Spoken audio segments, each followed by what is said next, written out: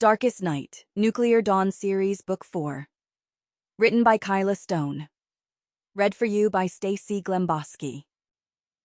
Chapter 1. Dakota.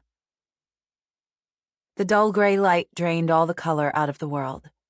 The rain had finally stopped, but the morning brought a gloomy haze, like the sky itself was in mourning.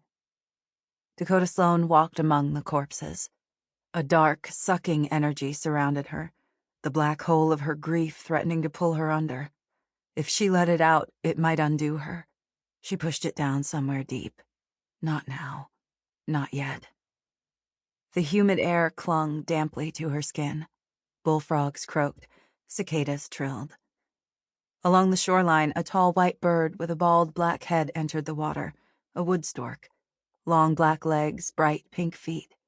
It swept its bill back and forth in the water, trawling for fish. And the flies. Hundreds of them buzzed around the bodies. She was searching for Reuben, Maddox's cousin, the prophet's son. In her panicked search last night, she'd only been looking for one face. But Reuben wasn't here either.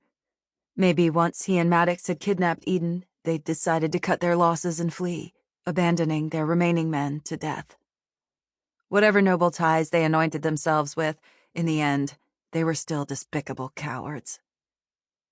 She wiped her aching eyes with the back of her arm and kept moving. She had tried to sleep for a few hours last night, but it was pointless. Julio had managed to sleep, but Logan had remained awake beside her, alert and vigilant. When the sky had lightened from pitch black to indigo, Logan had finally collapsed into a restless slumber, and Dakota had risen to take in the extent of the damage. Maybe she just needed some time to think.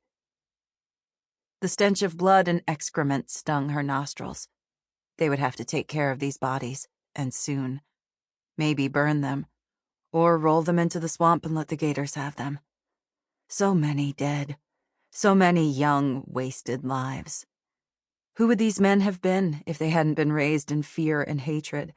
If their vulnerable brains hadn't been steeped in superstition and twisted ideology from the moment they were born?